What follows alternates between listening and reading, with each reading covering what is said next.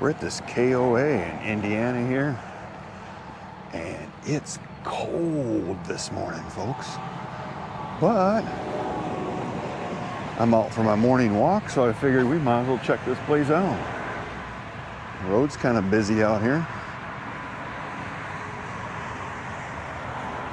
Let's see what we got.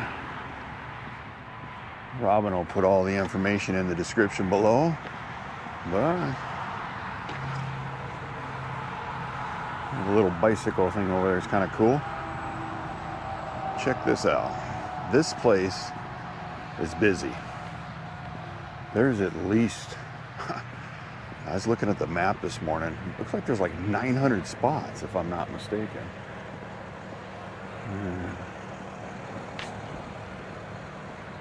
For business hours.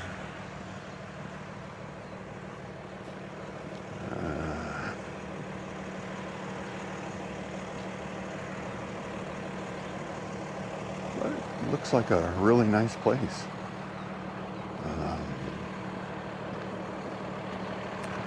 Somebody's warming their vehicle up this morning because it is cold. But we'll walk through here because this place is huge. So let's see what we can see this morning. A little gazebo. Must be a premium spot right here. You get a gazebo and everything. Looks like you got a little place to play volleyball. You see the Riverstone down there.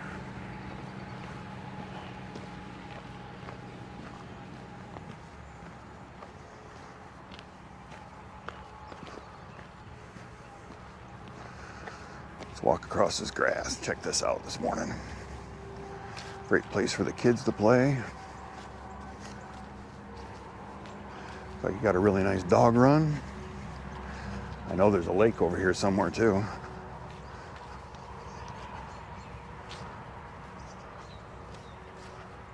And a nice place to play volleyball.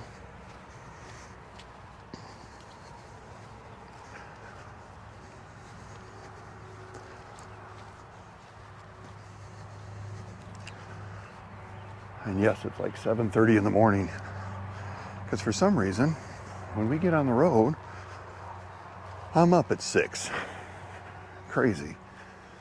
When we were back in Colorado at that stationary spot for the last 5 months, I didn't want to get out of bed till 9 or 10.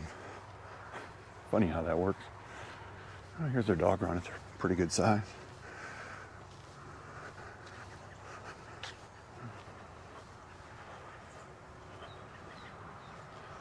Well, there's all kinds of these little, I don't know if you'd call them tiny houses. They don't really look like cabins, but there's a bunch of them. And then I think the pool's over here. It's like most KOAs. They usually have everything, but you pay for that. I think we paid $79 and some change for this one. And I'm sure there was some taxes added into that too. Tonight we're staying at another KOA. That one's only $58, so I'm sure it's not going to have a lake. Probably a lot less stuff, but you know, you don't have much of a choice. It's like they have a dump station over here. Plenty of trash cans, bags for your dogs. See what's over here. Looks like a really nice place though. I mean, this is November, what is today, the 7th, I think?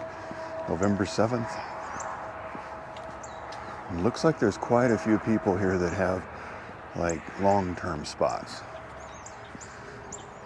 I see a lot of fifth wheels and campers that are all skirted. They must stay here year-round, or at least in the winter months. This place is huge. No pool this time of the year. But these little houses all over the place, they got a lot of them. This is a big facility. I know that when I was looking at the map, I counted like I mean, it starts at, I think it starts at 1,001, or maybe it was, all I know is it was up in the 900s, so it's got to be close to 1,000 RV spots and these little rentals, cabins or whatever they're called. Like a tiny house to me, but you know, a lot of these got some nice picnic tables, nice fire pits. This place is huge. You can hear the road from where I'm at right now, so if you're over in these campsites, you're going to listen to that road right there. But where we're at, I didn't hear anything last night.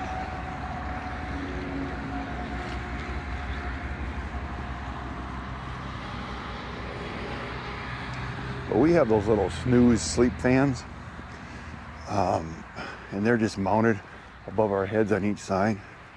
And you know, they work awesome. They're the best things. You know, a lot of people tell me, oh, we just run our fan in there. Yeah, but sometimes it's cold and you don't want to run that fan. So we have those things, we turn them on. You know, our neighbors are right on top of us at this place, so we don't have to hear anything they do. So they're worth the investment. I think they're like $100 on Amazon for each one of them. We have the ones mounted in the fifth wheel that we keep permanently, and then we have 2 USB type ones that are travel size ones that I carry in my backpack when we're on the road, so we can use them at Airbnbs and use them at hotels.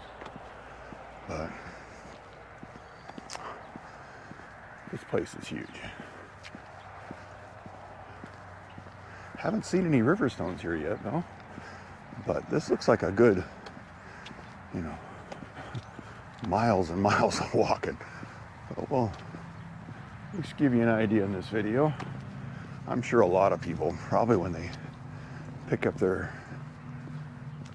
new RVs in Indiana, or when they're having them, you know, factory repairs or something done, this would probably be a good RV park to come stay at while you're checking everything out to make sure everything works good.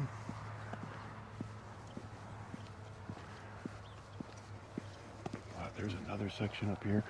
There's some, those look more like a little cabins. Still look like tiny houses with the cabin look on the outside of them. Let's see what we got up here.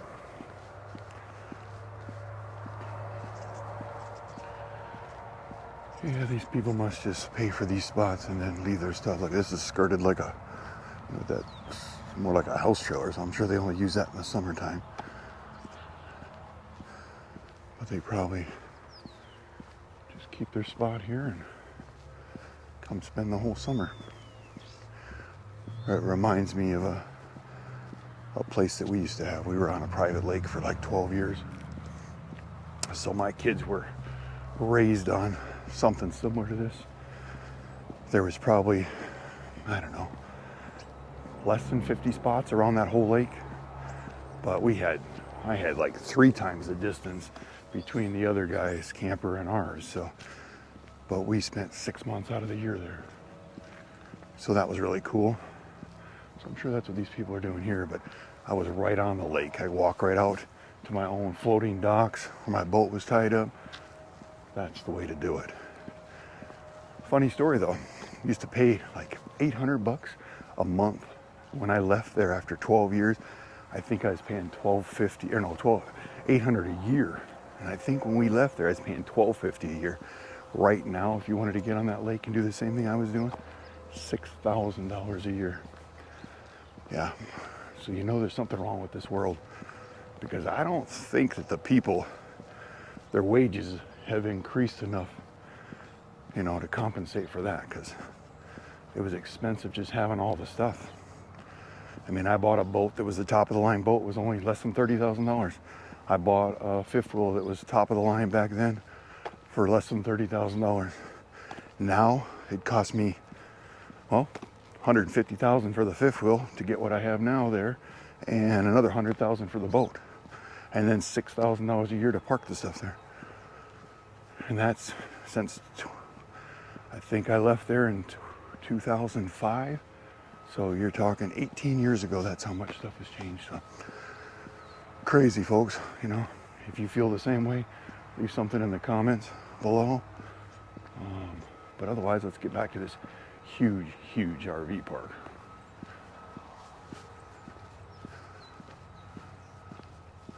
Everybody knows I'm not a fan of KOAs. I think their prices are ridiculous. You know, I mean, I know across the board everything is ridiculous, but when you stay at some of these ones that look just as nice, don't have all the amenities, and you pay $50 a month for full hookups, or $50 a night, not a month. It's early, folks. And then here, I mean, $79. It's like the cheapest I've ever got at one of these. But there's the lake. So that's cool. I'm not sure what all those buildings are up there. Maybe some people have their houses on this thing.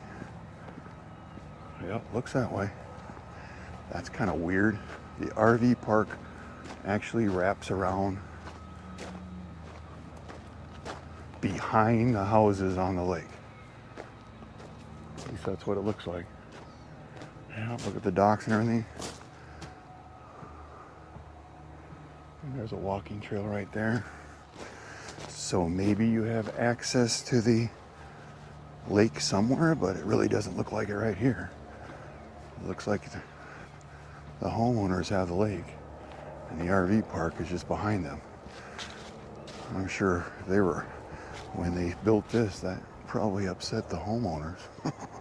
I know it would have. That was my house right there. But that's what happens. Yeah, there's a lot. I mean, 90% of this looks like it's long term. Because these things are all got sheds, and that one over there's got its own steps built right to go up in it. They ain't moving that thing. So, kind of weird.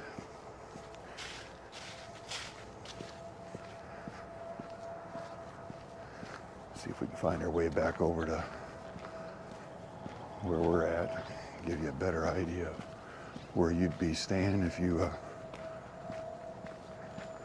came here to spend the night. But it goes all the way up through all that over there.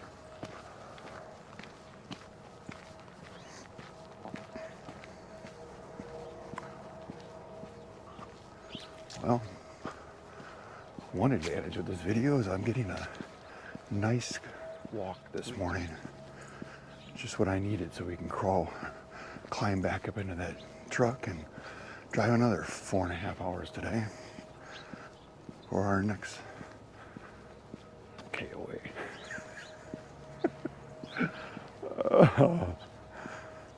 Well, I don't know. I think it's a nice place. I mean, if you are traveling through here, probably a great place to stay one night. I don't know if I'd want to stay long term. Not really got the water. I mean, right next to you, there's a lot of people. You know, I prefer to boondock than to stay in an RV park, but Robin loves her full hookups. But at least you'll have an idea if you're coming through here. And if you're wondering why we're here, we're on our way to Pennsylvania. Gonna get some work done on the fifth wheel. And while it's being worked on, we're gonna spend some time with the family again. Yeah, there's another place up there for the kids to play. Yep. Let's just walk through here.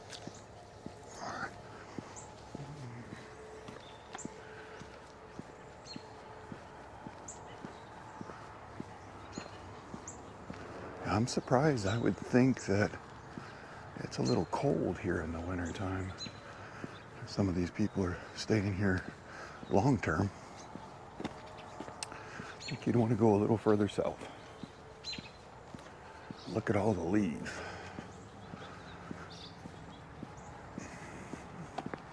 Looks like they got them raked out in the road all over the place, probably so they can come through and pick them up. I've probably been doing that for a while.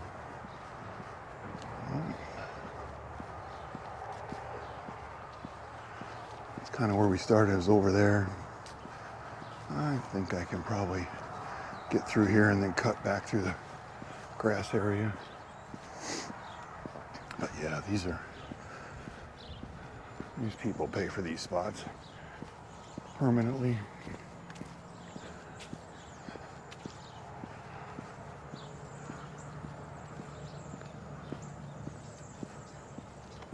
So if you're from Indiana and you have your camper out here, leave us some information in the comments what they charge for you to have your stuff set up out here permanently like this. I'm kind of curious. So I'm sure a lot more people do this. It's got to be cheaper than hauling that thing around. Or at least when they're traveled the whole country and they're tired of hauling it around, they find a permanent spot like this, and it gives them a way to get away from everything. But I am curious what they charge them for that. And you can see right over there, 1, 2, 3. We're in the Riverstone, 3 over. Both those people are there permanently, or at least for the whole year. They're all skirted. That guy's just got like canvas skirting. The other guy's got a little fancier skirting, but you can see them all up in there. So this place might not have that many overnight spots. Looks like 95% of it is permanent. So I'm kind of curious about that.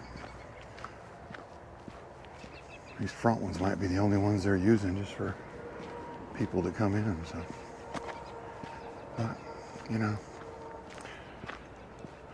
just remember, if you like this video, give us a thumbs up. If you like what me and Robin are doing on the channel, subscribe to the channel. We'll be back.